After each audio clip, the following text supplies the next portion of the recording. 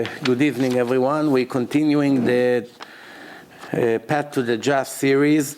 Last week, we stopped in the middle of chapter 11. We are in Midat HaNekiyut.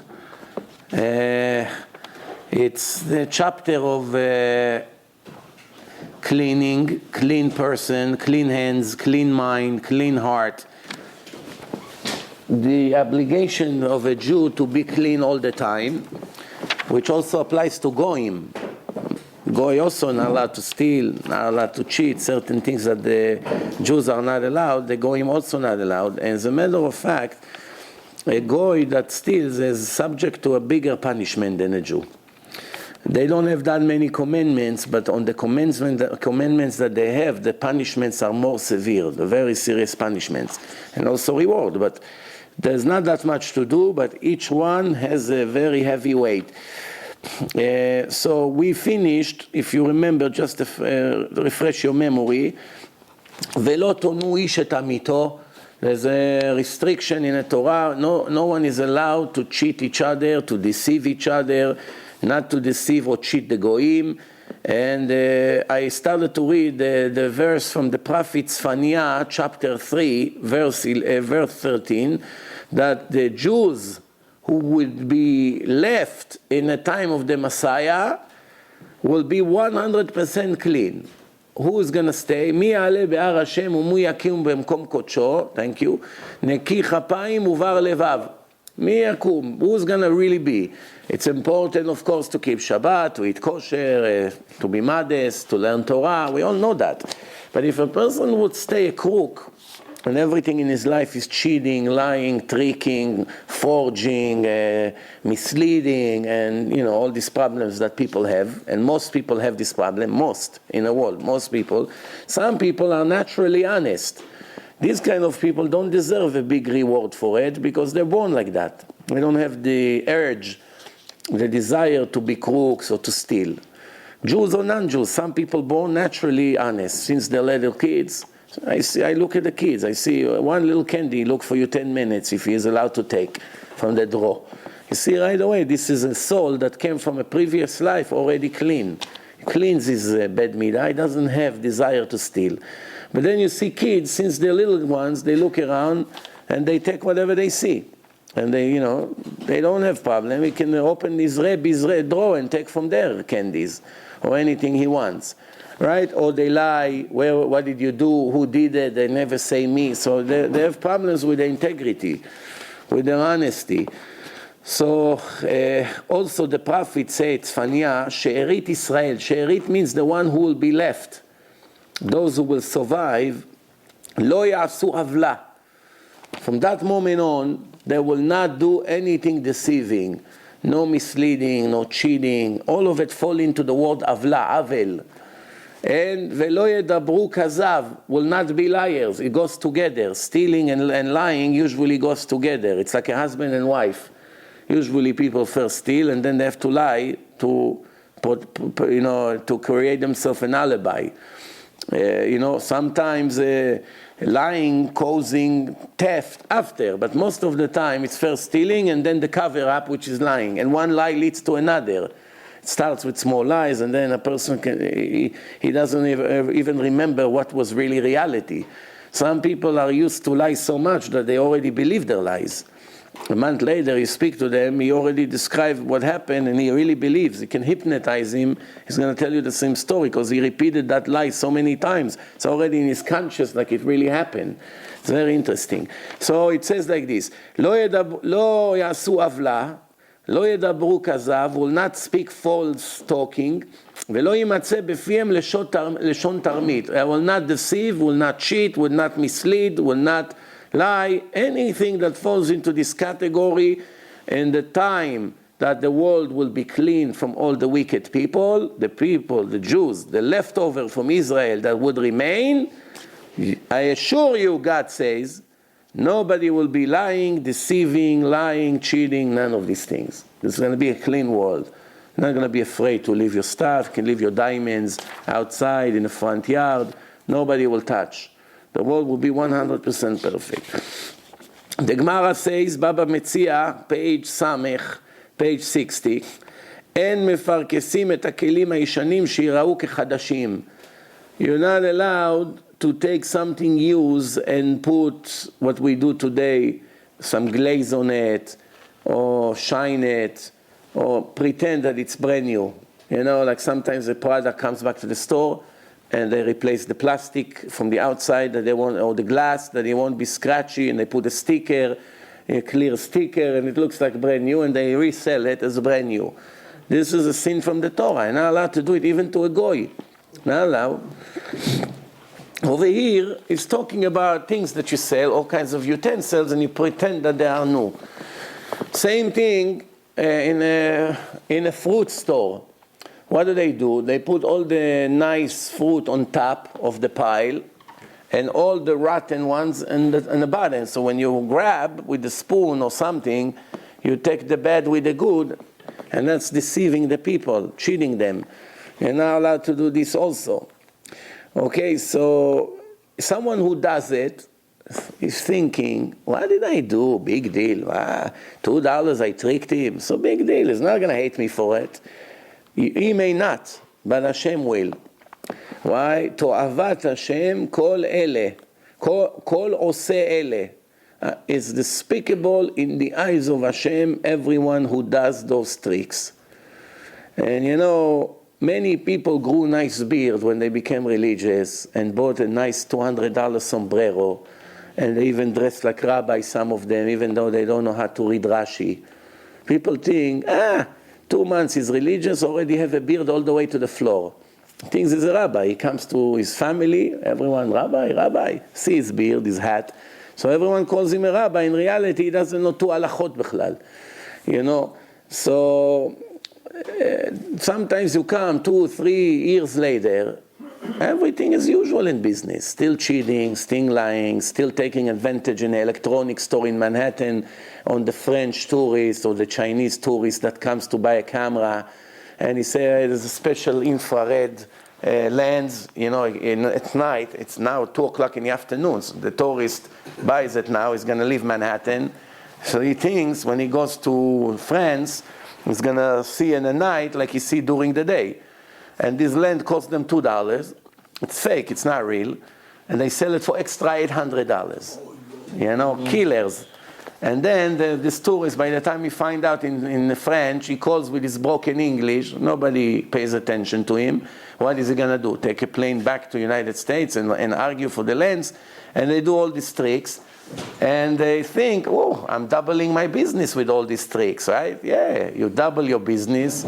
And the depth of your hell will also be double. You're making it deeper, much deeper by the minute. Because all these tricks eventually will come in your trial, and you're going to have to deal with one after the other. Okay? So it's better to become a real believer. Someone who does all these despicable tricks, he has 5 names in the Torah. 1, Aval. Aval is doing Avel. 2nd, Sanui, hated.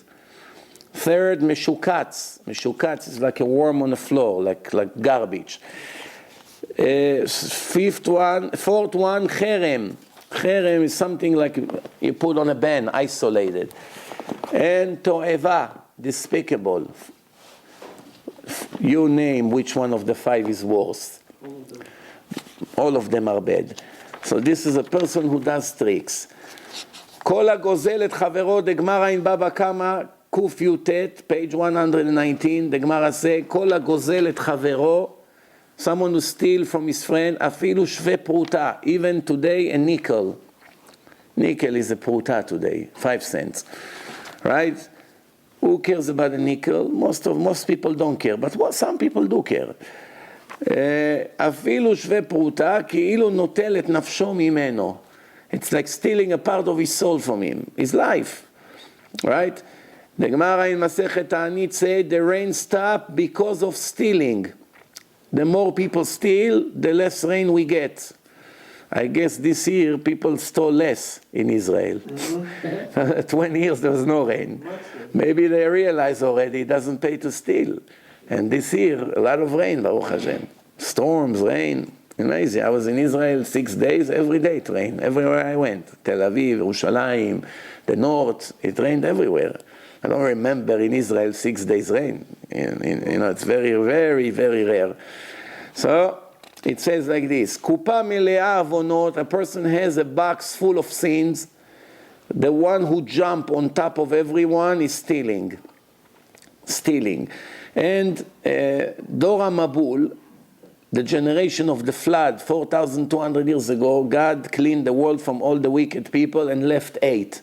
Noah and his wife, his 3 sons, and their wives. That's it. The world restarted. But up to then, the people of Sodom and Gomorrah was similar to what we have today, Manhattan, Queens, Brooklyn, Staten Island, Bronx. It was also 5 cities of wicked people. Sodom and Gomorrah was only 2 of them, there were 3 others. And that's where all the business was. That's where all the problems with modesty, all the shows, Broadway, the circus, the market, the stock market, the pools, the all kinds of things. It's horrible what used to be over there. And the laws were all anti-God, all against justice, everything. And what happened over there? They got all burned from fire who fell on their head. And what really decided in Shamayim that they're going to get killed? They had horrible sins, which some of the sins you are guilty with execution, but they were not executed yet. Once they higdishu taseah, they stole so much that they already crossed any line that you can imagine. God said, up to here, I cannot stand this anymore, and clean them all. So really what killed them was the stealing, even though they made much worse sins than stealing. But stealing was the thing. In Hebrew we say it's like the kash sheshavar et gav hagamal. You have a camel, you put a huge pile of straw on him. How much a straw weight? 1 gram? Nothing. You hold the straw, you don't even feel you have a straw. So you put. Then you put 1 extra one, the camel collapses. There's a point that he cannot hold the weight anymore. So you say, what? Another straw made the camel fall? It's not that straw, it's everything together.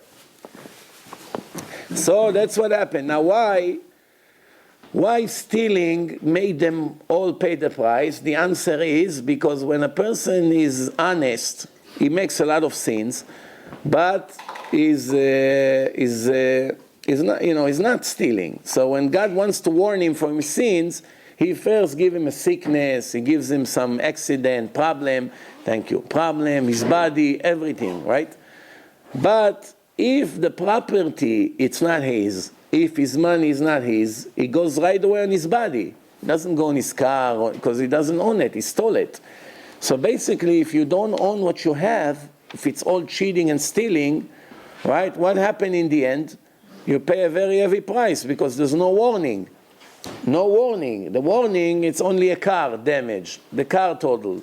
I tell you something interesting. I was in Englewood for Shabbat. I had a Shabbaton. So there was one rabbi from Israel, and he's a big collector of tzedakah. He gives money to hundreds of poor families in Israel. He has like a gmach, they give food, they help them get married, all kinds of things, full of activities. Full of activities. So he told me a story. Since he's collecting, he goes to all over the world, Panama, Brazil, Mexico, United States, all kinds of places he goes to collect. And he established himself a list of wealthy people who has good heart, and they donate for the poor people. So he went to one Syrian guy in Mexico. There's many wealthy Syrians in Mexico that lives there, and they have very big businesses over there, international big businesses. So a guy is a gold trader. He trades gold. So he has a big safe full of gold inside and cash, bundles of cash. And he said to him, now Pesach is coming. I have to get so much money to give all this food for the poor people. Help me out. He said, how much you want, Rabbi? He said, what do you think you can get? He said, I'll give you 26,000. So no problem. He took 26,000 from the safe, cash, put it in a bag, gave it to him. He went to Israel, he bought all the food, everything fine. Then after a month, he went again to Mexico, and they asked him on Shabbat in shul, hundreds of people there, to speak. While he was speaking, he spoke about tzedakah. And guess what happened? In front of everyone, that person that gave him a month ago $26,000 got up and he said, Rabbi, I disagree with you. I disagree with you. He said, oh, what happened? He said, I gave you a month ago $26,000, and you know what happened an hour after you left? Few Mexican robbers came with guns, with masks, and robbed my entire safe. $1 million in gold and cash, they stole. This was Hashem's thank you to my great deed that I did for you and the poor people in Israel. And an hour later, I got clean from all my safe. No, so why are you saying tzedakah, tzedakah, tzedakah so much, the Torah, tzedakah? What is this? You should have given more. No, so now the question is, why do you answer a person like this? It's really not a question. Everything in life is a test. If Hashem promised, that's it, He promised. Even though Hashem told you, I promise you this, and you see the opposite, you don't ask questions. Hashem is not a member in a Knesset. You got to get it to your head. If Hashem promised, it will happen. Just the timing may be confusing, but it's guaranteed to happen. That's it. If you don't trust God, who are you going to trust? That's it. Then the world is over if you can't trust the word of God. So he said to him, why don't we talk about it right after the lecture? I'll explain it to you. They want to start arguing with me in front of everyone. But he said, I didn't know where to hide. You know, the embarrassment was great. I'm talking to them about the importance of zakah. This guy, like a fool, get up and say what he said. So, a few days later, he's still in Mexico. He's in the middle of mincha, praying mincha. In the middle of Shmona Esrei, he feels someone tapped him like this on his shoulder from the back. From the excitement, he couldn't wait until he finished at Tfilat Shmona Esrei, not disturbing someone. But he was so excited. So he started to talk to him. He said, Rabbi, you're not going to believe what happened. When the robbery happened, I called the insurance and they told me, no, you don't have a case, this and that. All of a sudden, they approved my case. I don't know how. $2.5 million he got. The value of $2.5 million. He was insured for that amount, for the safe. $2.5 million he got. So he really lost $1 million, he got $2.5. So he said, you see, the first part, your complaint, 800 people heard. This, maybe 8 people heard. The damage is done already.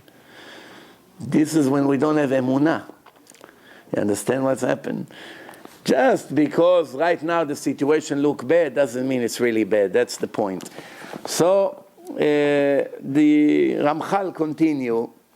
It says, many people will be Hasidim in many different things. Hasid means above righteous. Righteous is righteous, everybody understands. Hasid means more than what Hashem requires. More. Hashem says someone stole from you, you're allowed to sue him, say, enjoy.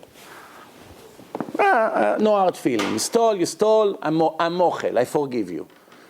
He's not obligated, he can demand what he has, but it's already everything by him. Okay, I forgive you, no problem, forgive me. He is right, but he apologized. Someone think that you did something wrong to him, you know it's not the case. Why do you care? Okay, I apologize. I apologize. So let's call a Hasid. Shabbat he has to keep until a certain point, he wait an extra half an hour. Hashem say to put yarmulke, he put yarmulke and another hat on top all the time. If he doesn't have his hat, he put his hand like this, 2 yarmulke, 1 and 2. Everything extra by him. Hashem say you have to pray Shachrit, can pray 7, can pray 7:30, 8, no, 5 o'clock already, as soon as he sees some light, he's in a shul. You understand? He doesn't have mikveh in the place, let's say he went to some place, there's no mikveh, he's gonna go, ask the person, drive me to the ocean, freezing that, not to miss 1 day mikveh. That's called Hasid. There's all kinds of different Hasidim. Some people Hasidim with money, some people with mikveh, some people with prayer, some people with the way they dress. There's all kinds of Hasidut. So the Ramchal say, many people, Chasdu, there will be Hasidim in many different fields. But when it comes to money, very difficult for them. not only to be Hasid, even to be clean. Very difficult for them. Ta'avat betza. Ta'avat betza, interest in money, in all kinds of cheating, deceiving, is very difficult for them. You understand? And one more thing, Amar HaKadosh Baruch Hu. One more thing, there's another problem now. The Gemara say almost everyone has a problem with money issues. Honesty, integrity, clean hands, almost everybody, almost everyone. Most people, not everyone, but very large amount of people have problem with their modesty. Women, looking at them, talking to them, making scenes with them, all kinds of things. Amar HaKadosh Baruch Hu, God says, Al tomar ho'il v'asur li להשתמש באישה, since I'm not allowed to make a scene with a woman, unless I marry her, הריני תופסה ואין לי עוון. One time, once in a while, it's no big deal. הריני מגפפה ואין לי עוון. I'll hug her a little bit, no big deal. What is the big deal? 20, 30 years I was okay, didn't make any scene. So I hugged the woman. What happened? We went on a date. Things went out of control. No big deal. I'm sure Hashem understand me, no? Or I'll kiss her. I give her one kiss here and there. What's going to be? אמר הקדוש ברוך הוא, Hashem says, כשם שאם נדר נזיר שלא לשתות יין, the same way if a monk made a vow that he will not drink wine, also he's not allowed to eat grapes, raisins, nothing that connects to the grape tree. He only said, I'm not going to eat any grapes, not going to drink wine. Now he's not allowed grapes, he's not allowed raisins, he's not allowed the seed, he's not allowed the oil that they make from the seed, anything that comes from the tree of the grape. Same thing a woman, even though the main sin is actual relation, but everything else, such as hugging, kissing, shaking hands, touching each other, looking at each other, even looking at her fingers to enjoy from the beauty of her fingers, everything, every one of them is a very, very, very severe sin. Very severe sin. So, what's the problem? I'll tell you what's the problem. A person, let's say, got to a very old age. You name what old today. It can be 40, it can be 50, it can be 60, depend. And it's very hard for him. He's religious from birth. How many years he can live without a woman? It's very difficult. So he's thinking to himself, what am I going to do? I didn't find the right woman for myself. I didn't find a righteous woman. I didn't find anything like that. So what am I going to do? To make sins, I'm not allowed. It's horrible sins, serious punishments. So what am I going to do? Find a woman like that didn't find any man. Most likely in this age it's very hard to find the right thing. Get married just to have physical relationship. So no, there's no love. But it's not a sin. You mekadesh ota. It's not a sin. You sanctify her. You don't need a wedding, an orchestra. You come to the rabbi. So I want to live, but I don't want to make sins. So I want to make her my wife. For what? 3 months? 1 year? That's it. It's not a sin. Sometimes I meet boyfriend and girlfriend that already shomer Shabbat. They're becoming religious and they live together. And I said to them, you have 2 choices. One, right away, you must separate immediately. Sometimes they say, we can afford to rent, we can't be without each other, we don't have where to go, all kinds of excuses. So what is the answer? So come with me to the rabbi tomorrow morning. We'll marry you, 2 witnesses. Nobody has to know. We marry you quickly. Don't need anything, any party. One day you want to really marry it for the family, you make a party. Fine. Get married, it won't be a sin. 2 months later, you don't want each other, you come to the rabbi, you arrange the get, you give her the get, finished. A person can marry 10 times in his life and live with this woman 1 year, and with this one, and with this one. None of it was a sin. The opposite, Hashem appreciates him very much. What do you mean appreciate him? That he went out of his way not to live in a sin. If you feel you're strong not to make sins, better not to do all these tricks. But if you feel that you're about to make sins, better to get married even without love, just not to make sins. Make it kosher. One day you want to cut, you cut, finished. We are talking about people who basically lost hope already. You know, they tried 20, 30 years and it just didn't work for them. And they say, you know what? Sometimes people wants to have children. They can find a woman that maybe got divorced already, she has her own kids, and make an agreement with her that I'll marry you and we can have kids because I want to make mitzvah, pru urbu.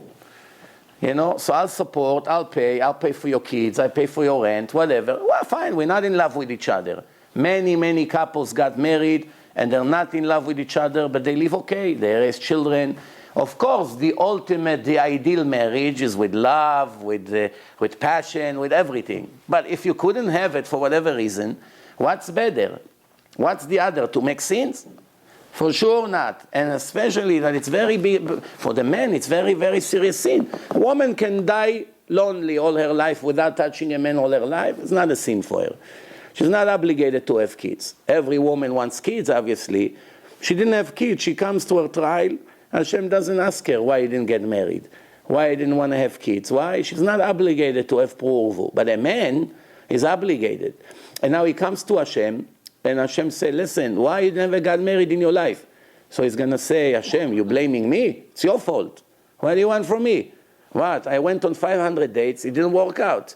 What? Don't you know my misery, my suffering? I didn't want to get married. What do you think? You know, you never helped me. So maybe he's right. Most of the time he will be wrong. Why? Hashem will go over his dates and will show him few of them was good for him. Why he didn't want her? Her nose was a little bit not straight. Stupid things. Family wasn't rich enough. Her education, she only had 1 degree. If you hear the nonsense that I hear, you pull your hair off. Why people never got married? Crazy. And most of the time it's their parents' fault. Most of the time it's their parents' fault. Sometimes the parents make such damage to their children since they're young. They destroy them mentally, physically, emotionally, spiritually. They destroy them. They don't leave nothing, no chance for them in their life. These parents are worse than murderers. And why the parents did it? Because they think they know everything. No, you're not going to marry him. Why? It's not from our culture. We don't like his family. His family doesn't have 10 buildings in Manhattan. They only have 2 buildings. It's not enough. You know, it's not our standard. We are from the city. They are from the villages. Don't embarrass us. He doesn't have a degree. He doesn't have a house and 2 cars yet. We don't like the diamond he wants. Cancel the wedding. What tragedy. And some of these kids don't have the guts to go against their parents because they're very dependable. They depend on their credit card, they depend on the car, they depend on they paying for the college, so they're afraid to be lonely. They got used to someone pay all their bills. Now what's going to happen? You're going to leave me alone. I'm going to go with this guy. He doesn't have a penny. My father is right. I'm going to left with nothing. So up to now, my parents did everything for me. What am I going to do? I'm going to go against them? So this kind of thinking, it's kfirah. What about God? Does not exist? He cannot feed you. You need your father to go to 47th Street and give you $1,000 a month. For that you need him. What about your real father that feed your own father? He feed him to give you. What do you think? He cannot give you directly. He needs him. So there's no emunah, and they don't get married. And in the end, they stay single for the rest of their life. So when I say people destroy their kids, sometimes these kids are not guilty when they come to Shamayim. Their life is messed up, drugs, depression, pills, all kinds of things. And it's 100% their parents' fault. They abuse them verbally, physically, all kinds of abuse, and they destroy them. They come to Shamayim, so you're lucky. We're not holding almost anything against you. Every sin you made is your father's fault. He's going to pay for it. Why? This is what they did. Now let me give you an example what I mean. In this last parasha, Parashat Mishpatim, we had a law, if an ox of a person hits another person with his horns, if this ox has a record that he already banged 3 other oxes or cows, or he already has a record of a dangerous, which means people came to the owner of the ox and told him, your ox is dangerous. I just saw him banging a cow. And then 2 weeks later, your ox is dangerous, you just hit another cow. And then again, 3 times, it's already certainty, chazakah. And he continued to leave him alone, and next thing he hit a person and kill him. So now, if he had no record, so this is called short term. If he make damages, you pay half a damage. If he has a record and he killed a cow, you have to pay full price. What happens if he kills a man or a woman? You have to pay ransom, kofar. You have to pay. Why? You are supposed to be killed. The Torah says, "Ba'alav yumat." The owner has to get killed. But instead of killing the owner of this ox, he's going to have to pay for the death of that person. But it's not compensation, like most people think. It's to redeem my soul from death. It's to save me, not him. I'm paying really because I was supposed to get killed. So over here, it's very unique that Hashem allowed to replace death with money. So the Gemara asks, what happens if it's an ox of the stadium, like in Spain, with the red thing, they go and since they're born, they drive them crazy all the time. They do all kinds of things to them. Mentally, they destroy them. And they are like murderers, these oxes. They see red, they're ready to kill. You see how they go wild? Somebody like that, an ox like that, is he guilty if he killed a person? No. The answer is no. Not only is not guilty, the Rambam writes, is kosher for the altar. Kasher lamizbeach. Very, very strange. A murderer like this, wild beast like this, you want to sacrifice to Hashem? Who wants to sacrifice a murderer? In that case, sacrifice a tiger, a lion. Why are you not allowed? Because a lion and a tiger, it's their nature. That's their nature. They are murderer and they were like this all their life. Over here, someone made him a murderer. It's not his fault, which means שיגח ולא שיגיחו אותו, the Gemara say. He has to bang with his own wish, not that someone made him do it. And the same thing over here with people. If by animals is like this, it's needless to say by people. Animal doesn't have free choice. But by people, if the parents abuse him so much and destroy him mentally, and then one day he went and killed, he comes to Shamayim and Hashem says, leave him alone. It's his father's fault, it's his mother's fault. It's their fault. A part of this abuse is sending them to public school. Sending them to public school and they see all kinds of abuse from the people. You Jew, what's this, Yamaka. They don't want to pay for yeshiva. So they're sending him, but he's Shomer Shabbat, the boy. He comes from Shomer Shabbat family and they destroyed him. I knew a few Persian kids like this. They came from Iran. The parents couldn't afford. He sent them in New Jersey to some school. 2 of them completely mentally ill. And they told me, you know why we like this? Because we were abused so much by the Christian kids in a school, in a public school in New Jersey, destroyed us mentally. One of them became bipolar, the other one is on medication, destroyed their life.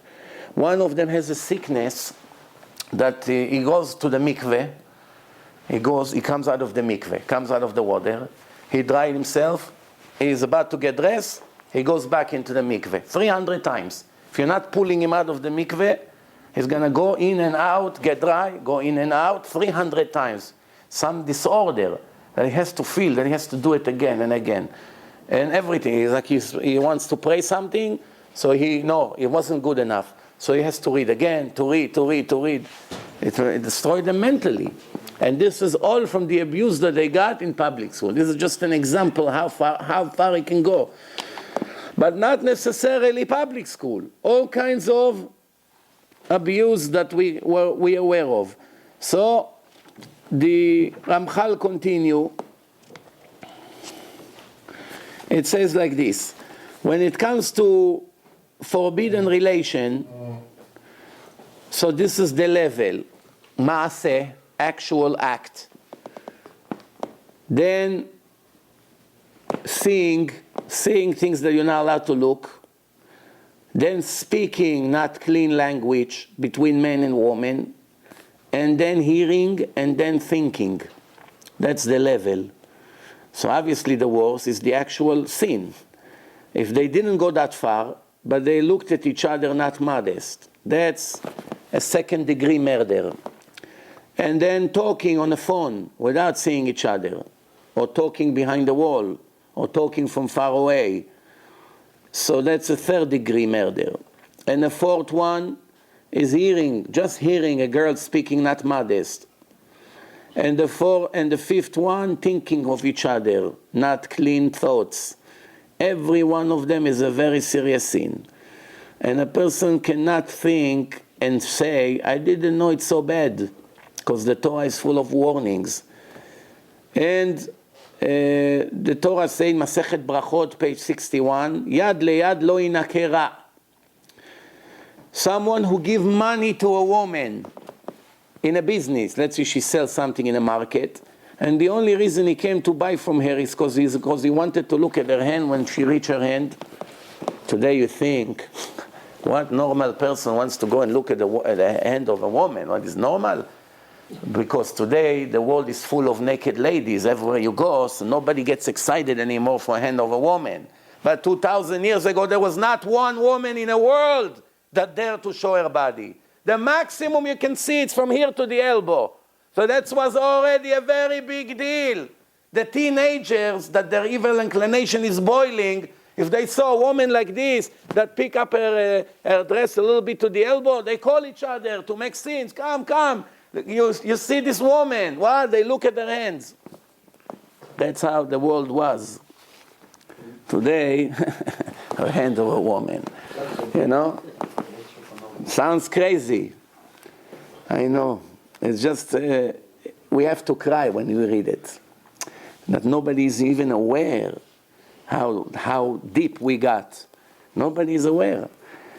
So the Torah says, V'nishmartem mikol davar ra. You have to be careful from everything bad. Do not look at any woman, even if she's single. You're only allowed, if you go on an official date, to look at her once, to see if you love her, she's nice in your eyes or no. That's it, you don't focus on her. When she be your wife, you look at her all day, no problem. Now it's no problem. She's yours, she's allowed. Now you go on a date, you look at her, pretty enough, make sure it's a place with light. If she insists to go to a dark diner or something is fishy here. Go to a place that is light, you can see her clear, that you don't say, I didn't see good. You understand? And that's it. If it's a married woman, even old and ugly, very ugly, and you look at her, it's a sin. A woman of another man. If it's a single girl, very ugly, and you look at her accidentally, and you look and you even stare, because you are thinking to yourself, what an ugly girl, is not a big sin. It's not a big sin. Because you don't have any desire for her. The opposite, you're disgusted. Or the other way around. But it's not the way of a holy person to look at any girl, pretty, ugly, whatever. So the Ramchal say, Eshet ish afilu היא מכוערת. Single one, נאה. פנויה, נאה. Married one, even ugly. What? She's 3 times my age. I'm 20, she's 60. What? We've seen people do scenes like this also. The world is full of crazy things. And hearing, not allowed to hear music with a woman that you know her image. If you don't know how she look, somebody gave you a tape, and you heard a song, and there's a woman there, but you never saw her. You don't have anything to imagine. Just hear a woman sing. And the words are not dirty words, such as I love you, I miss you, all this nonsense that they sing non-stop. The same song in millions of versions, variations, whatever. So if it's some kind of holy song, dear God, the world is beautiful, this, that, when the Mashiach will come, Ashrenu ma tov chelkenu, but you don't know how she look. Not recommended, but it's not an official sin. If you know how she look, it's enough 1 second you saw who she is, or you see her on the cover of the CD, not allowed to listen anymore. Every second it's a sin. Why? When a woman sings and you know how she look, you're thinking about her not modest. You can't avoid it. You can't avoid it, that's it. You're going to be able to avoid it once, 9 other times you fail. But you don't have who to imagine, so you don't know who to imagine, so the sin doesn't start. Then the Gemara continue listening to not modest words, all kinds of things like this. Also a very big sin. And לא יראה בך ערוות דבר, ערוות דבר, it's ערוות דיבור, dirty talking, dirty language, dirty jokes. It's a very common thing today. Dirty stand-up comedy, dirty movies. You know, all kinds of things like this. Because of all this dirty that I mentioned, this is the Gemara in Masechet Shabbat, page 33. Ba'avon nivlut peh, because of that sin of dirty language, one tragedy after the other comes on the nation of Israel. And so many young guys and girls are dying because of that. כל המנבל פיו מעמיקים לו גיהנום. Someone who speaks dirty, his hell become much worse than what it was before. The Gemara say, הכל יודעים כלה למה נכנסת לחופה. אבל המנבל פיו ואומרו, אפילו גזר של 70 שנה לטובה הופכים לו לרעה. Translation, everyone knows tonight when the young guy and the young girls are anxious to get married, what's on their mind? After many years they waited for that moment. Everybody knows. So to know it is one thing. But to talk about it, it's already a very big sin. Why? We are divine nation. There's no room for one little tiny mistake. We are not animals. And also we are not the goyim. Certain things the goyim allowed, we're not allowed. You are a representative of the holy God. Get it to your head. That's it. You're already in this position. You understand? Some kids, their parents passed away young and they inherit to them a huge empire. They didn't plan age 22 to be a CEO of a multi-billion company. But that's it. If they don't take it, it's going to go down the tube. The responsibility was thrown at you. Just like Moshe Sava from Mexico, the billionaire businessman, died in a helicopter crash with his wife. And his son, 22 years old, was in yeshiva in Yerushalayim, was called to run the empire. It's billions of dollars empire. The 22 years old is running the show now. Of course, he has assistant, all kinds of advisors. He didn't plan. He was planning to learn a few more years. He just got married. He's a little kid. What does he know from his life? That's it. What is he going to say? Give it away. I don't care about the empire. I have $2-3 million in my account. I don't care. Let all the empire go to the garbage. I want to continue. One person did it in the Gemara. One did it. Same thing happened. His father inherited him, Rabbi Elazar ben Charsom, his name. His father Charsom left him 1,000 cities full of businesses, bridges, roads, and 1,000 boats full of merchandise in the ocean. Big tycoon. He took a bag full of flour, some money with him, and he went away to learn Torah, and he didn't care about all the estate. On the way, the soldiers stopped him. Come, we need you. What? We're making a road here. We're making a road, come help us. Now he owns the whole city. They don't know who he is. They see a man like this walking away with a bag. The rich people don't walk away. They have servants. Take them on a carriage. Say, come help us.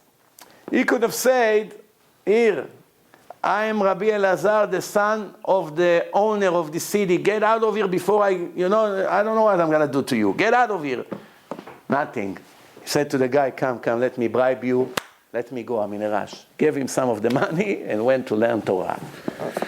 The Gemara say every wealthy Jew that died, when he comes in front of Hashem say, why you didn't learn Torah every day? So he's going to say, Hashem, how can I learn Torah? I own insurance company, I own real estate company, I own jewelry company, I own a baseball team, I own this, I own that, I own the hospital, meeting, board meeting. Didn't you see I work from 7 o'clock to 12 o'clock? I didn't have time to eat. Look at me, how skinny I am. I was so involved with the businesses, it's a big responsibility.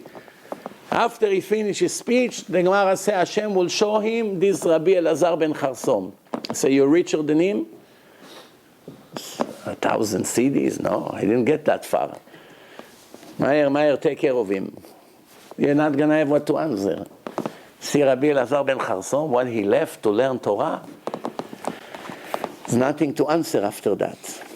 Here today, I have one Gentile, not from United States.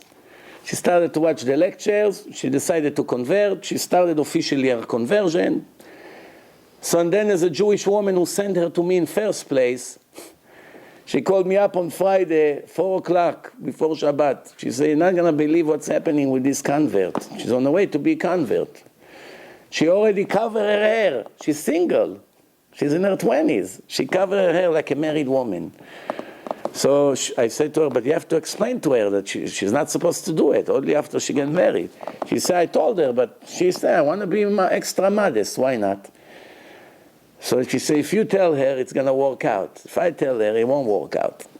So today I told her, don't go above your level, don't jump too high, because you jump fast and high, you collapse in the end. Focus on the right things right now. There's much more things now to do before to do this chumrah. But really the truth is, and the women don't know it, that really every woman that is not a virgin must cover her hair. From the minute she was with a man, even she's not married, could be 16, 17, from that moment, from the Torah, she's obligated to cover her hair. Even she's not married, even she's only going to get married 10 years later. She also supposed to cover her hair, not with a wig. The way of the kosher, the most kosher way. So why we don't do it? We're lucky that we have the power of the Chazal, of the sages, that they say that it's malbin pnei chavero barabim, insulting her in front of everyone. Everyone knows about her that she. In the old days, it was a death sentence. If a woman made a sin in hidden rooms, and now she's afraid of Hashem, she made tshuva, she covered her hair. Everyone will say, "What? 17, you're not married and you walk with the hair cover?" It will be the end of her. Nobody will ever marry her. It will be like death sentence. So the Chachamim, with the power that God gave them, say that she can still go on with her hair like this. But really the truth is that she was supposed to already cover her hair. Because the man that she was with him in certain ways, like her husband already. A husband in Hebrew means bo'el, ba'ala, bo'ala.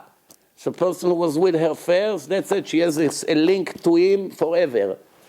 But women don't know it, and they allow themselves to make a lot of mistakes, and later they suffer, and they don't understand why. And how come if you're a widower, you have to cover your head? If you're a widow? Yeah, how come you still have to cover your head? Widow, it's a widow. Everyone knows she was married. It's not a sin. There's no insult here, no embarrassment. Why you cover your hair? My husband died. So that's not you made a sin, but if you're 16, 17, you've never been married and you cover your hair, everyone know you did an act of prostitution. It's a big embarrassment. To save the embarrassment from the girls like this, so they allow to continue. Even though Hashem said to cover the hair, but Hashem gave the Chachamim the power. Otherwise we'll be in a very serious problem. Very serious problem, because maybe it wouldn't be a problem. Maybe the girls would know that once I do it, I must cover my hair. She would think a million times before she make a scene. I don't know. So, the Gemara continue. The Gemara says, even a person speak about the guy and the girl that getting married tonight. Look how they're excited, they're going to go and they're going to do this and that. He speaks about what everybody thinks. And what? Even he is now 70 years old, was righteous all his life. and if he died before he said what he said, he was 100% in a good place.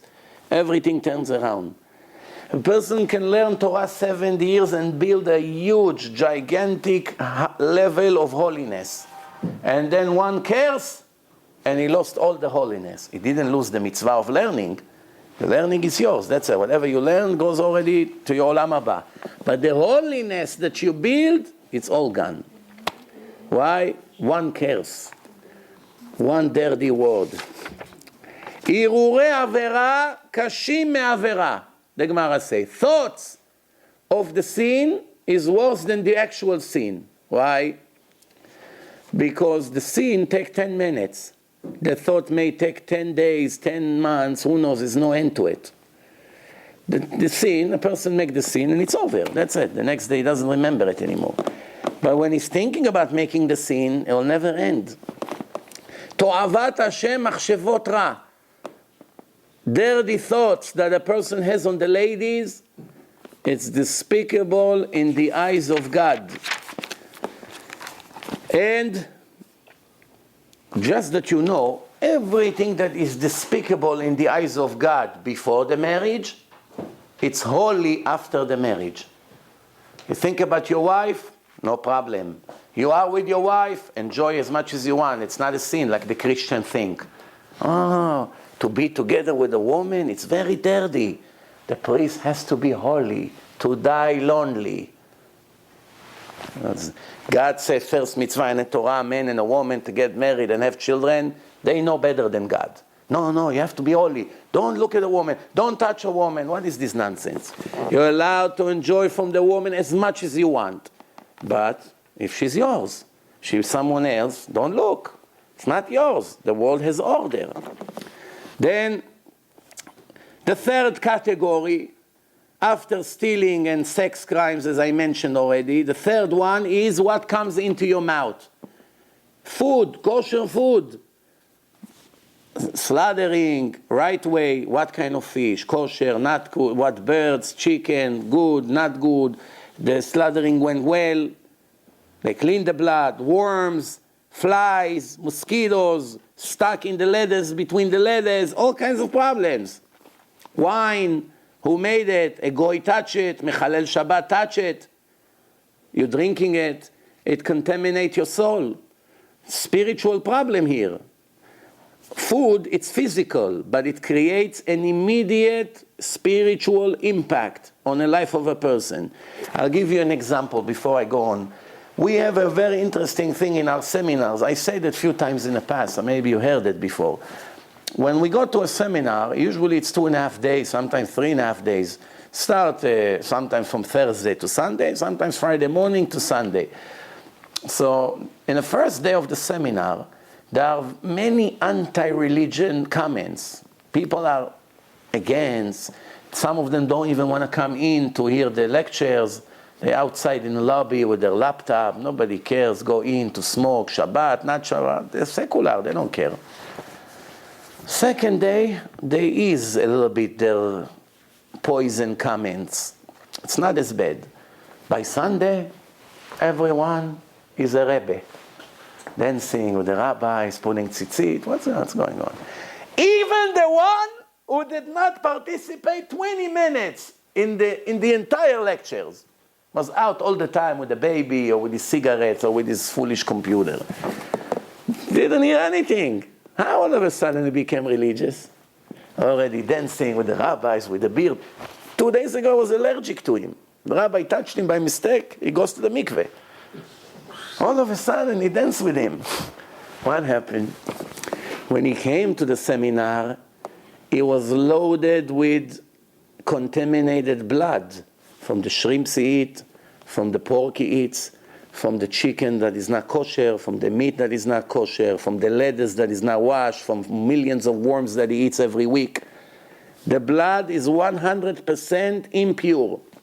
It goes into the brain, and that's where the soul is, and cannot see the truth ever in his life, spiritually. Can never. Can learn math, can be a genius. Can be a genius in medicine, can be a genius in law, in computers.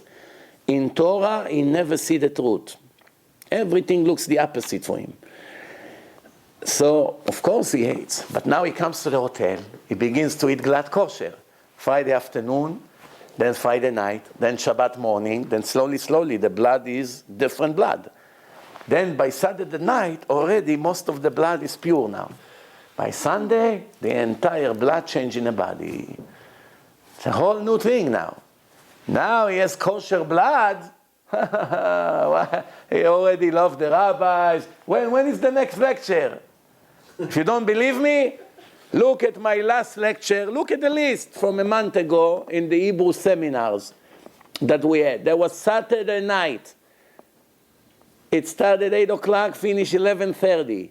By the end of that lecture, every person of the seminar put tzitzit and every woman covered her hair. And they all accepted to keep Shabbat.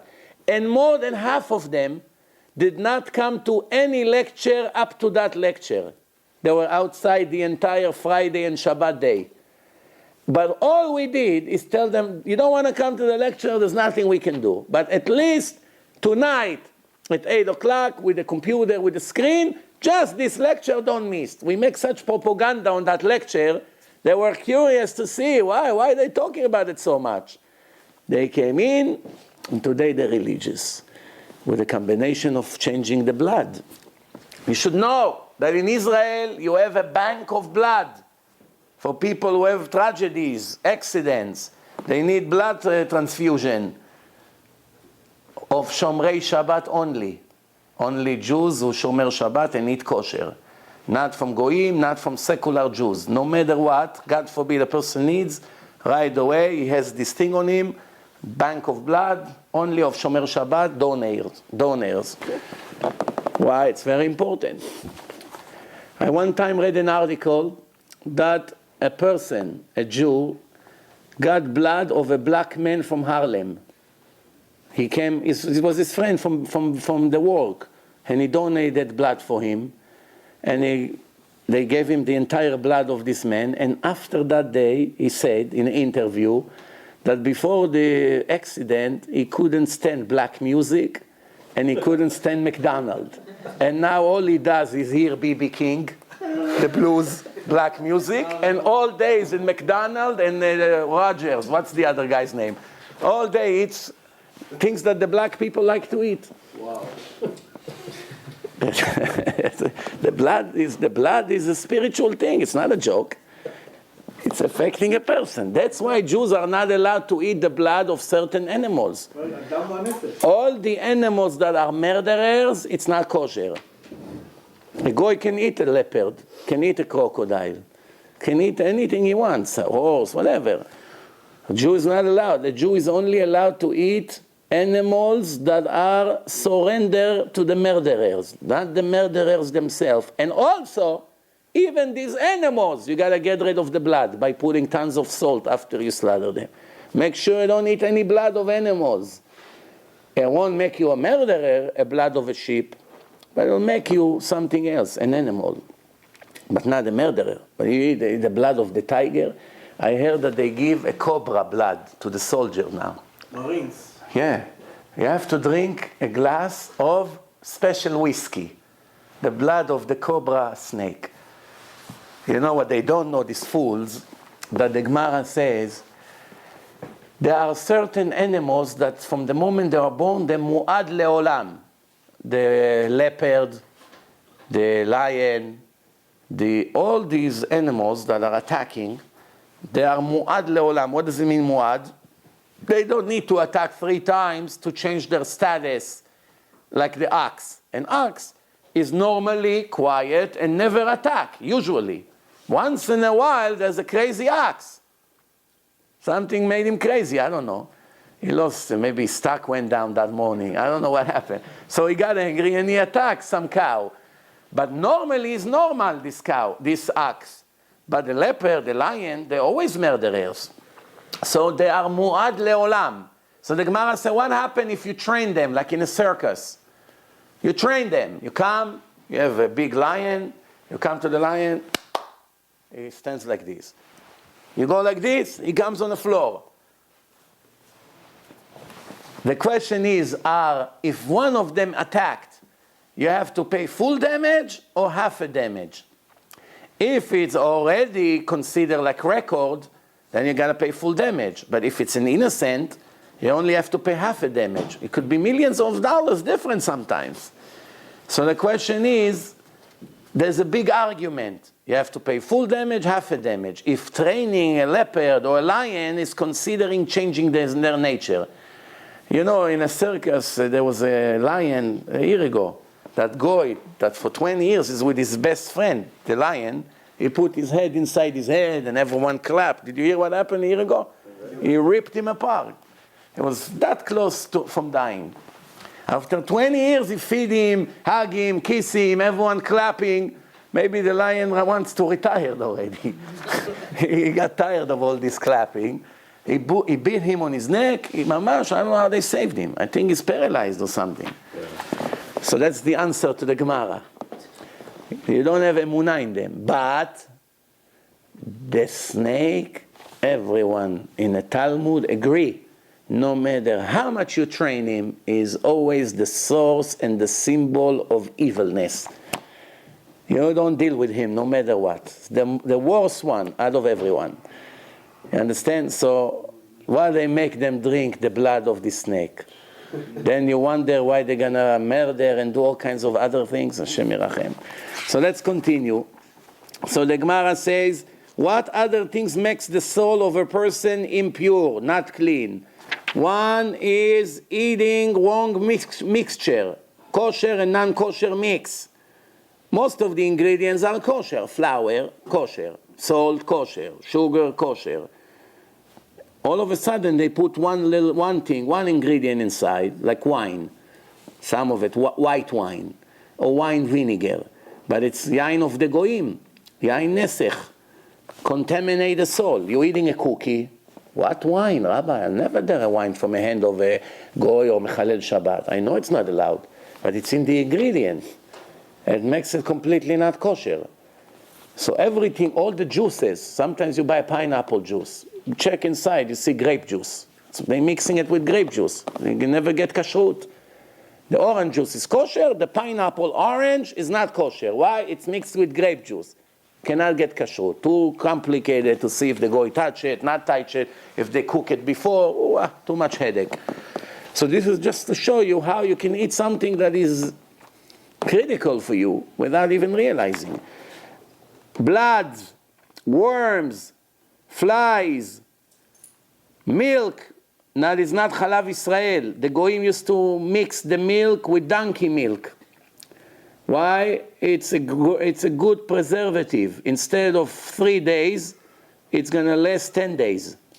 Now remember, today we have refrigerators, so there's no incentive to cheat. What do you need to bring camel or donkey milk? What do you gain by that? Sometimes it's more headache. So the chance today that they'll mix a cow milk with something else is 1 to thousands.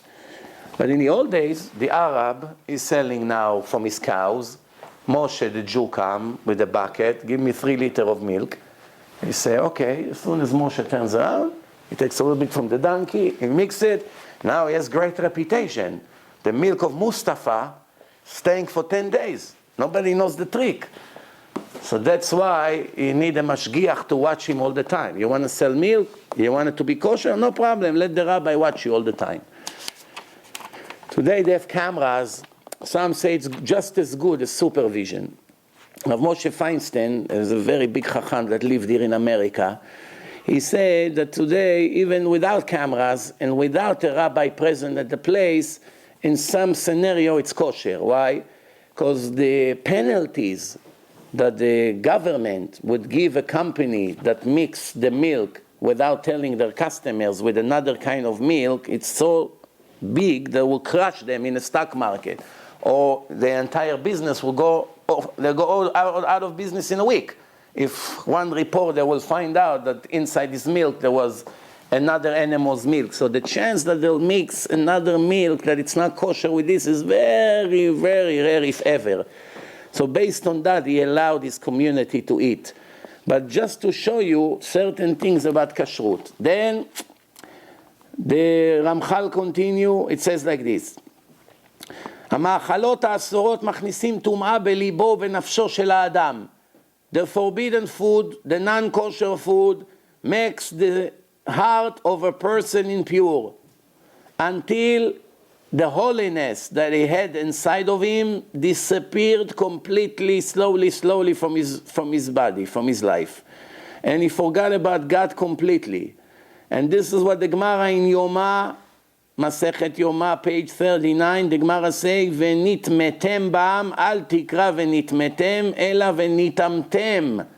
Because that sin of eating non-kosher food makes the person a fool, spiritually. He can be the best mathematician in the world. It won't affect him. He's a computer genius. It won't affect him. He's a good doctor. It won't affect him. It will only affect him when he comes to put tefillin. 3 hours he debates with his mind. Should I do it? Not today. Oh, what does it give me? Okay, forget about it. Where this comes from? Eating all this food contaminate your soul. The people who doesn't believe it, do a 1 week trial. 1 week, eat strictly kosher food and you see how your life change. 1 week, give it a chance. Right away you see how everything looks much easier than before. Why it looks so hard now? Because your blood is impure and it goes to the brain and that's where the soul is and the whole system is not working. When I was in the army, I was in the Air Force, where the F-16 somewhere under the ground. So we used to put gas, one of the things we used to do is put gas in the planes and all that. And there were tractors who bring the missiles from the bunkers to put on a plane before they go. You know, some training, some real action. So the tractor drives 10 miles an hour. That's it. It's set, because they don't want a tractor who drives fast. You're bringing bombs and missiles. It's very dangerous. If they fall, it's $100,000 each piece. So they make the tractor drive 10 miles an hour. Now soldiers who wants to finish the job and go already to rest 5 minutes after a hard day, from 4 in the morning, it's already 4 or 5 in the afternoon. The last fly, want to just get rid of everything, finish, and can go rest. So until the tractor move all the way from the bunker, it takes forever. So what they used to do? They used to put airplane gasoline inside the tractor. 100% gasoline, nothing mixed. The tractor went 20 miles an hour. It was much faster. You say 5 minutes here, 5 minutes there, it adds up to an hour a day. But every 2 months, the engine of the tractor went dead. I always remember this until they made an investigation. They found few soldiers who did that. They went to jail, and that was the end of it. But the same thing is eating non-kosher, drinking non-kosher. Yeah, in the meantime you run, sometimes even stronger. So the Russian who eats pig all days and all night, how strong they are. But spiritually, it's affecting a person. Someone sent me an email, some priest who spoke to 5,000 people, like me, 5,000 people, and he said to them, ladies and gentlemen, let's use our common sense. The priest said to his congregation, if God said to the Jews in the Torah that they should not touch this animal called the pig, what do we have to understand from it? That it's good for us or not? Of course not. How do we eat pig, he said. One normal priest finally has some common sense. If God said to the Jews, don't touch this filthy animal, the Muslims got it. They don't touch it. Why don't we understand?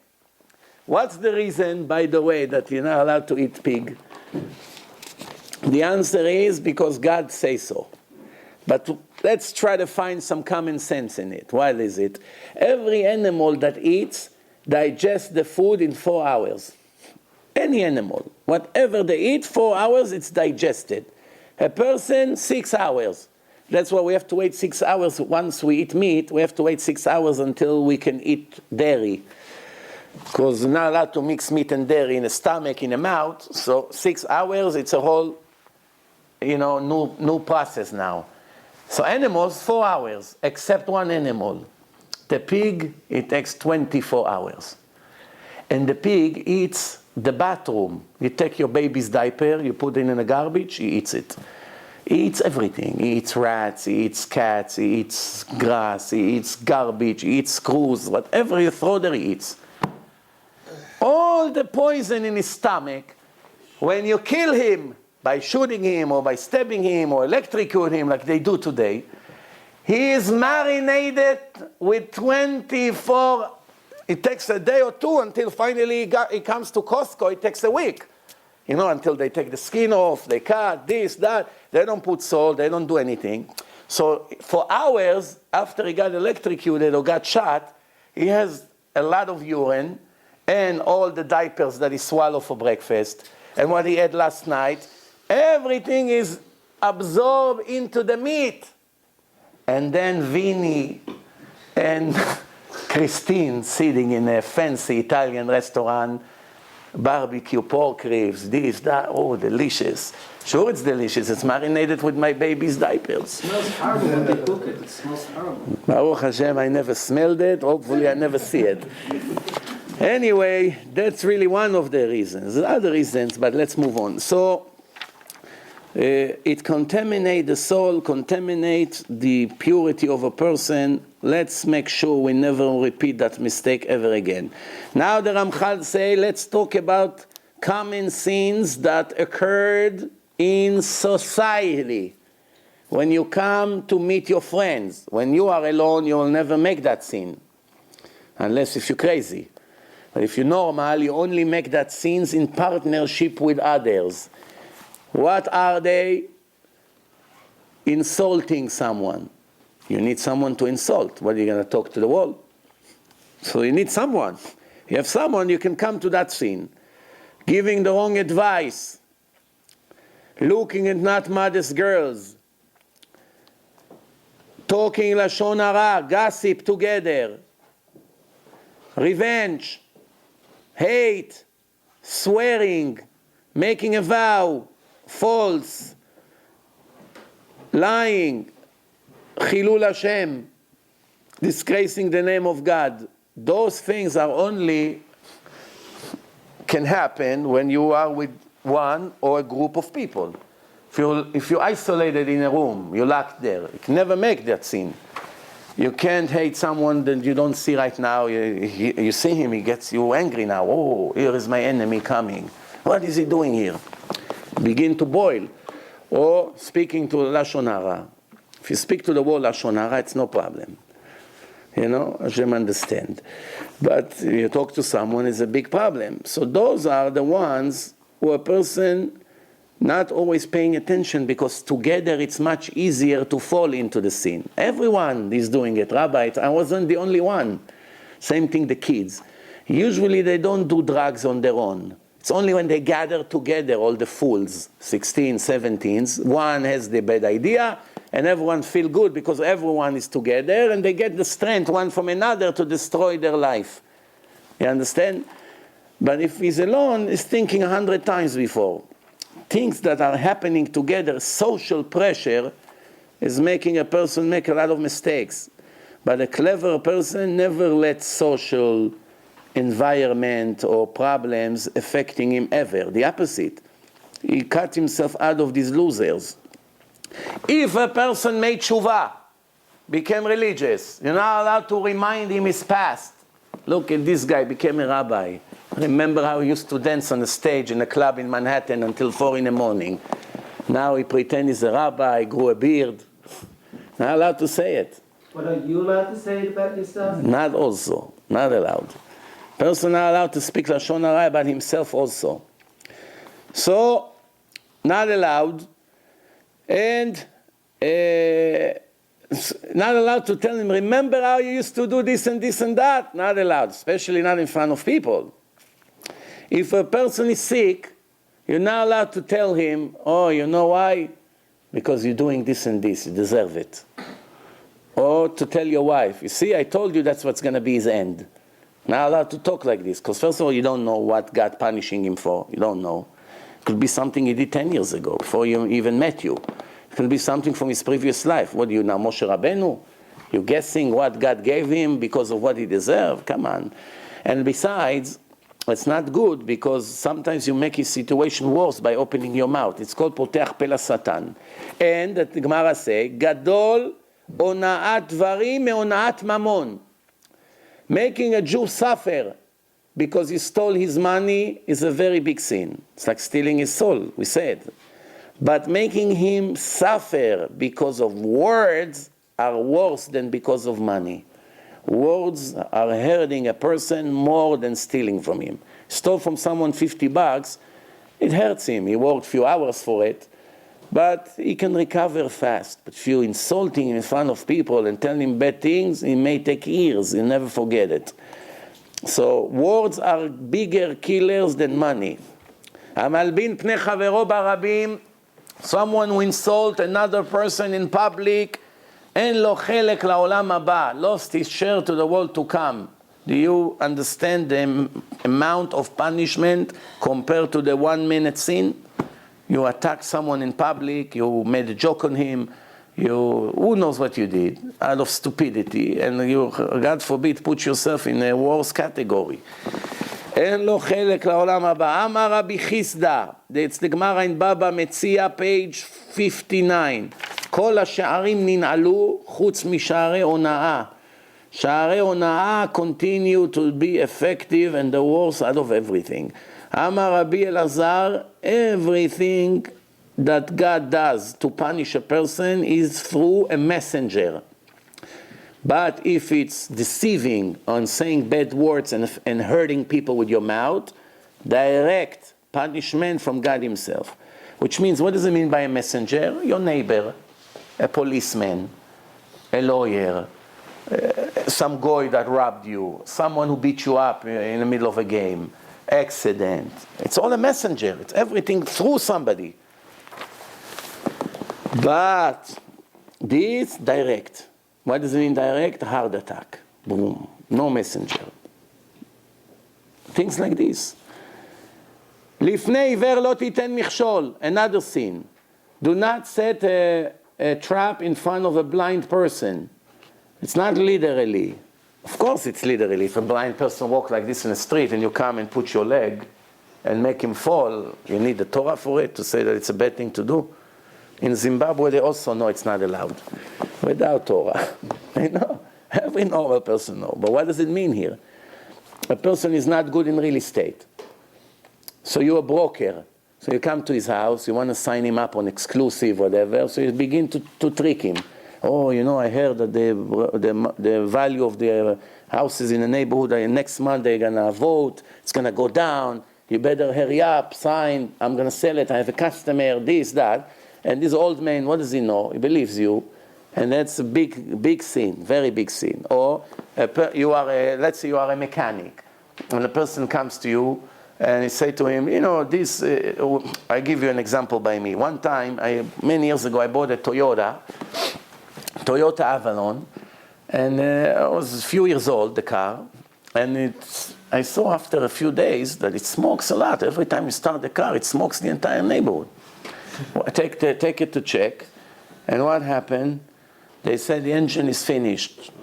You got to replace the engine. How much? $7,000. It eats oil like crazy. Every day you have to put 1 quart of oil. Every day. So what, $7,000 a car you just bought? Okay, let's put oil every day. $3 every day. Until we see what's going to be. To sell it to another person, not allowed. Not find someone in the auction and sell it to him. You got the problem. Someone did something wrong, and you got it. So I'm thinking to myself, I went to the dealer, Toyota dealer, $7,000 plus tax to fix. Few weeks later, a miracle happened. I get a letter from Toyota company, dear Toyota owner, there's a recall on the engine. We have a record that you inquire about that problem. Of course, they don't admit that they messed up. Out of courtesy, we will fix your car for free. Take it to the dealer with this reference number. Very good, Baruch Hashem. I go to the dealer. As they open the car, one of them comes to me and say, listen, sir, now when your engine is open, we very recommend that you put the timing belt change the timing belt. So what is a timing belt? Explain to me. It's a belt with the teeth. It's moving. I say it's not bad yet, but within few months, since it's after a few years it happens, it will happen. And then it will cost you thousands of dollars to reopen the engine and do it. Now the engine is already open, you might as well replace it. It's all baloney. It could have gone 20 more years. It's all lies. But they take advantage on your ignorance. You don't know mechanism. What do you know? So, okay, so put it on. How much? $1,200. So besides of taking $7,000 from the dealer, they push to the customer extra. They're greedy. They don't know that in hell, this $1,200 would cost them a lot more than what they made. They don't know, but they'll find out. So what happened? This is called Lifnei Ver Lo Titen Michshol. They're tricking people, taking advantage on the ignorance. Or a customer come to you, he wants to sell you a diamond, and you look at the diamond and you see that it's a color diamond. Color diamond. If it's a Jew, it's your brother, you're not allowed to trick him. How much is this? Okay, it's a 2 carat. I'll give you $10,000 for the stone. But it's really worth $100,000 because it's a special blue diamond. But a professional knows that it's a color diamond. Somebody that looks at that doesn't know. So there are many people who make money like this. That's called Lifnei Ver Lo Titen Michshol. Sell it. Soon the prices will go down. It's good. All kinds of bad advice. It can be millions of examples. It falls into this category, Lifnei Ver Lo Titen Michshol. And there's another scene, Arur Mashge Iver Baderech. Someone who trick people and push them to the wrong direction in life is cursed, like the snake. What God said to the snake after he made Adam and Eve eat from the tree? Arur Ata. God cursed him to be Arur. Arur is the worst curse in the Torah. Someone who trick people and give them the wrong advice, it's called Arur in the eyes of God. Yes? Yeah, I want to ask you, I know what you said about, selling for your brother. How's one supposed to make a profit? What's the limit? You're supposed to make a profit by offering something, but the customer knows what he sells, not tricking him by not telling him the truth. Does it seem, it's not complicated. No, I tell you what, I bring you a car that's worth $10,000. And you are a dealer. Obviously, me and you understand that you have to make some profit. So you tell me, okay, I'll give you $8,000 for the car. You're not tricking me. You're not lying to me. I know the car worth 10. I'm in a rush to sell. I agree. You give me, I take the car. But if my car is a special item collection, I don't know. I didn't know that Obama used to own it. And all of a sudden you look at the V number, oh wow, that's the car that everyone used to talk about. This guy doesn't know. Take advantage on me. I'll give you an example. 2 neighbors, this is a real story. One neighbor had old records of Beethoven, Mozart, all kinds of special classical music from 8 years ago, from the time that before records. It was very old records. And once they invented CDs, he took all the records and put them by the garbage outside. And then the neighbor walked by and he saw a huge pile of records in Israel.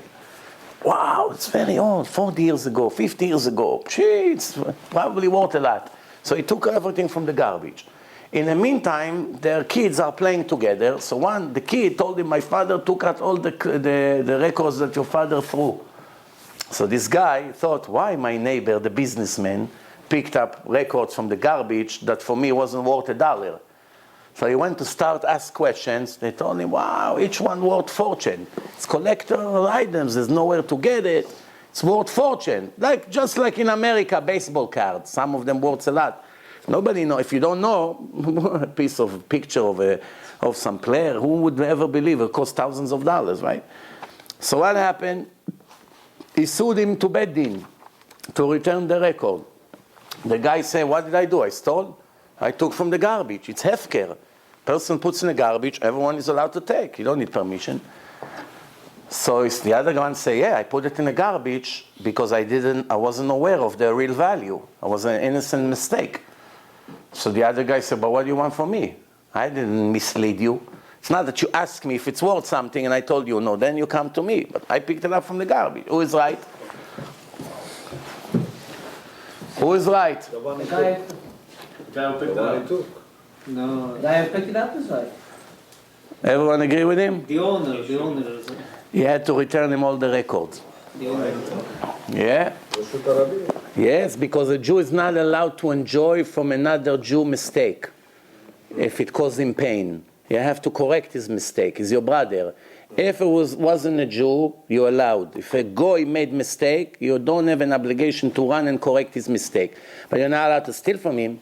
You're not allowed to trick him. You're not allowed to give him false information. You're not allowed to confuse him. You're not allowed to deceive him. You're not allowed any kinds of actions against the goy. You're not allowed.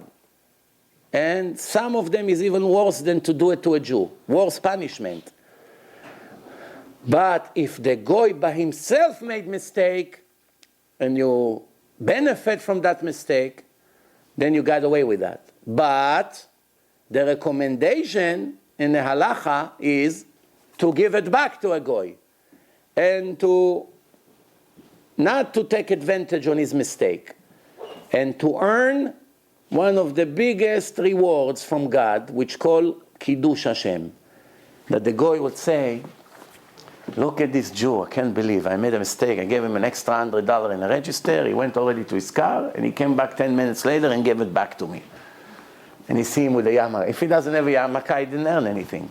It's not Kiddush Hashem. Thought it's Vini. Looks like Vini, it's Vini. That's why I always tell people,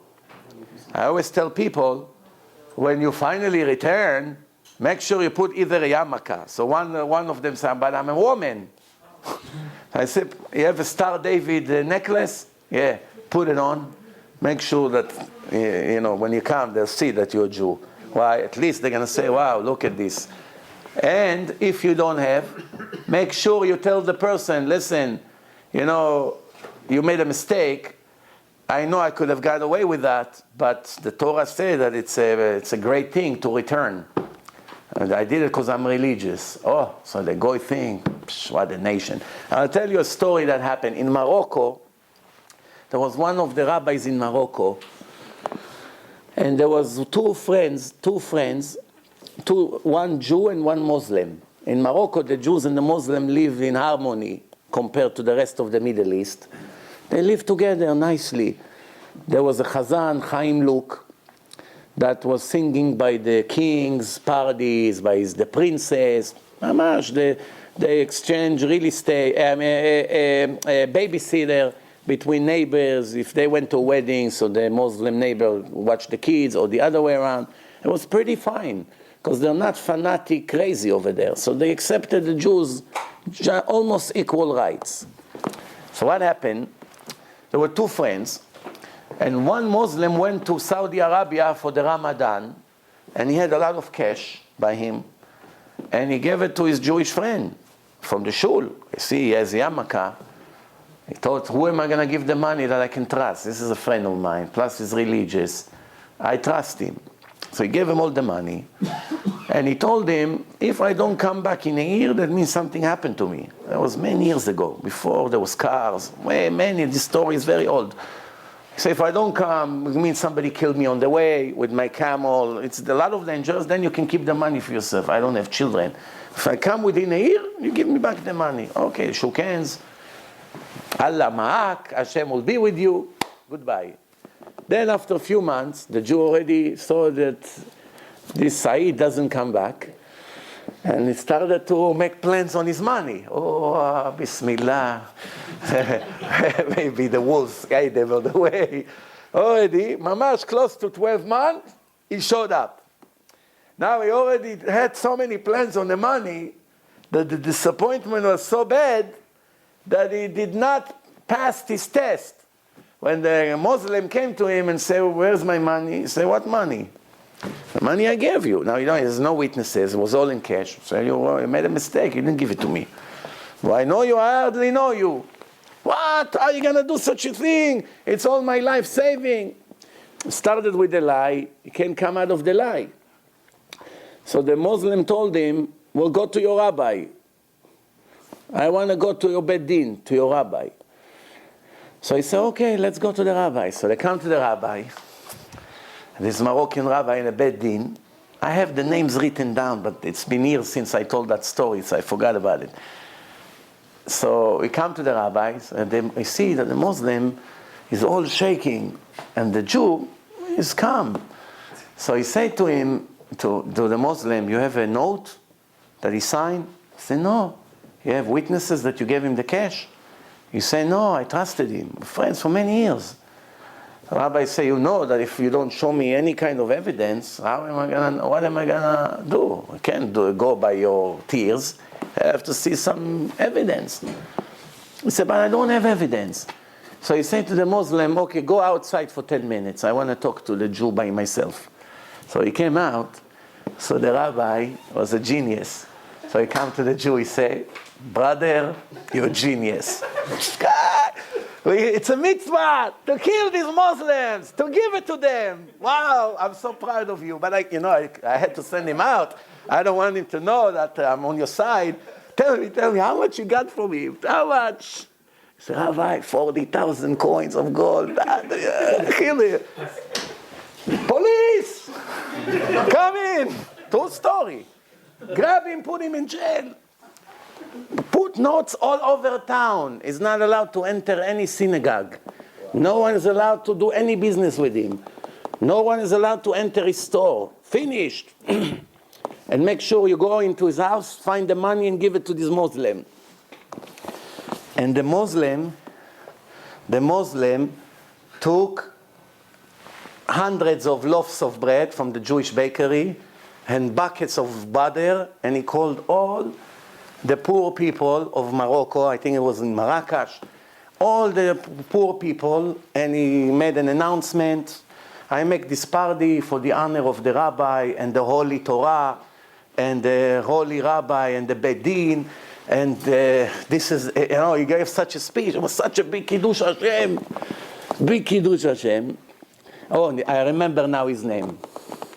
His name, Rabbi Zerihan. There's many Moroccans with his last name. Maybe there is children. Zarihan with hay. So that's how the story ended. Why? The rabbi knows what God said. We don't go by our feelings. And even if the Muslim was a murderer, still not allowed to steal from him. It's not, oh, no, he's allowed. He donates to the Hamas. You're allowed to steal from him. No.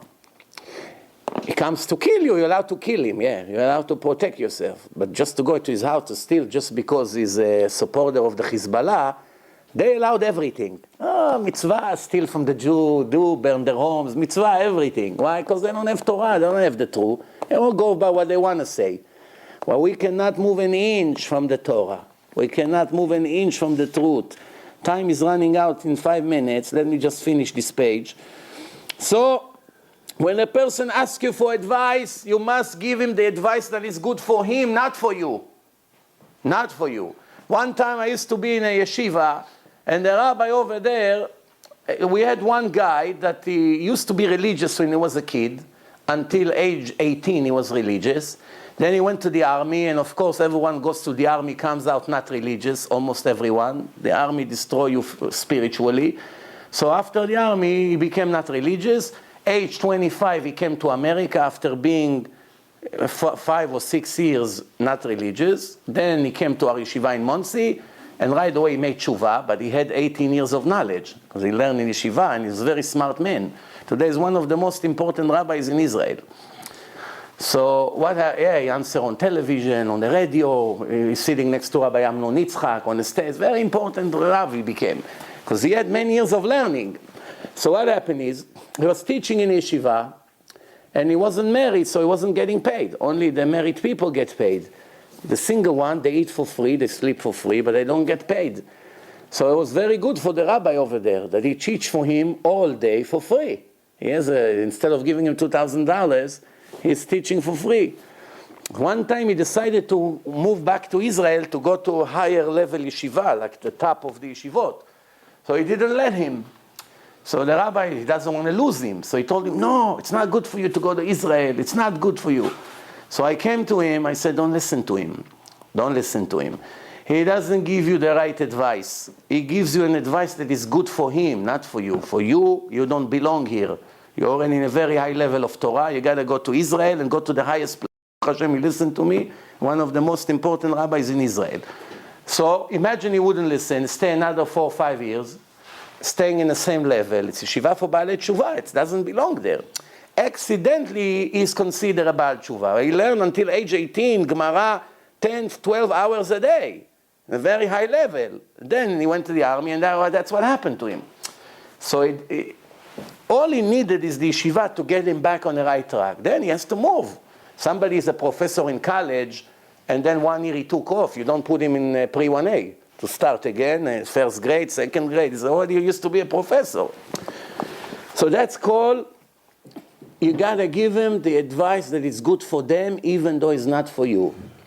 Sometimes a person that gives you money, donates to you, he comes to cry to you about the financial problems he has. Now, if you give him the right advice, right away he'll stop donate money to your yeshiva. So sometimes it's big yetzirah, your yeshiva, you need the money, so you don't give him the exact advice. You got to be very careful. You have to tell him what's good for him, and then you pray to Hashem to find somebody to replace him. And for sure it will happen. If you trust Hashem, it will happen. You got to give him the right advice.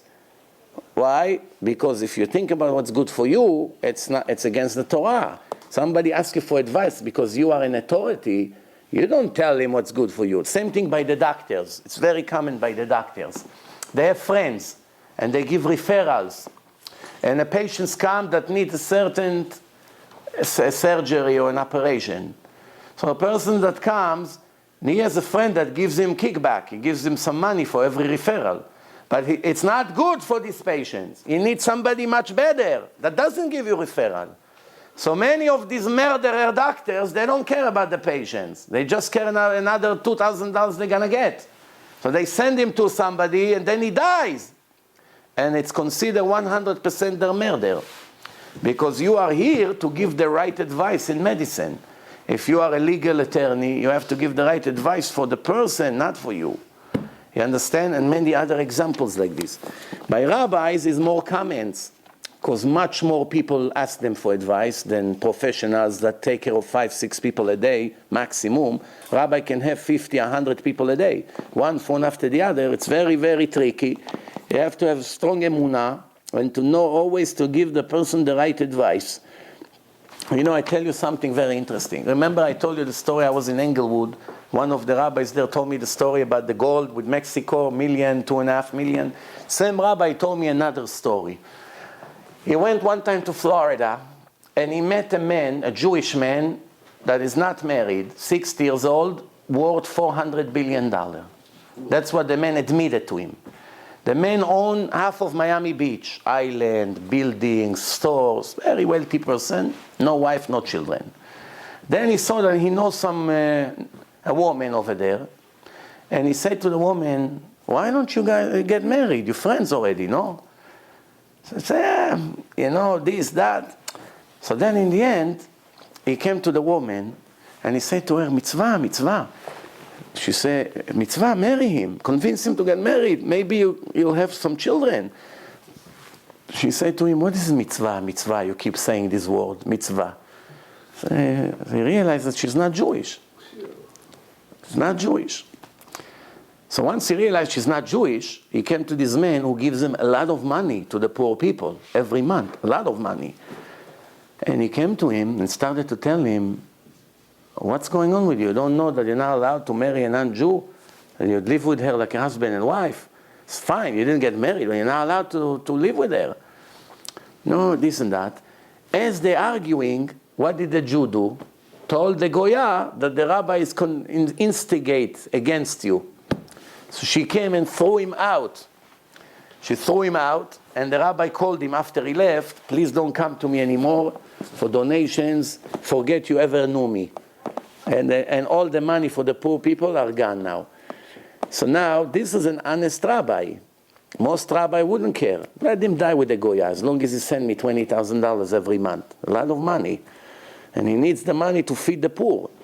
But when he saw something against the Torah, and he knew there's a very big risk, she's in the house, he has to talk to him in another room, he knew there's a chance that he's going to get angry, because these people don't understand the truth. They think it's personal. They don't understand it's not our choice to be the most righteous Gentile. We don't have permission. It's nothing against them. No, nobody asked me. My hands are tied. There's a boss to the world, and he made the rules. What do you want from us? We didn't write the Torah. So this is what's happening. You understand? To give the right advice is not so simple. Why can't you keep the money? Why can't you give the money just because? Because the other man is foolish. Instead of appreciating him, trying to help him, he used it against him. Because she brainwashed him. Why are you letting him come? He tells you to leave me, this and that. You understand? So this is what's happening today. Believe me, all these things are happening all the time. Okay, we're done for today. Bezrat Hashem, we still didn't finish chapter 11. We're still in this, but Bezrat Hashem, next week we will finish it. And this series will still go for a while, Bezrat Hashem. We still have a lot of interesting subjects coming up in the next weeks. Baruch Adonai L'olam, Amen v'Amen.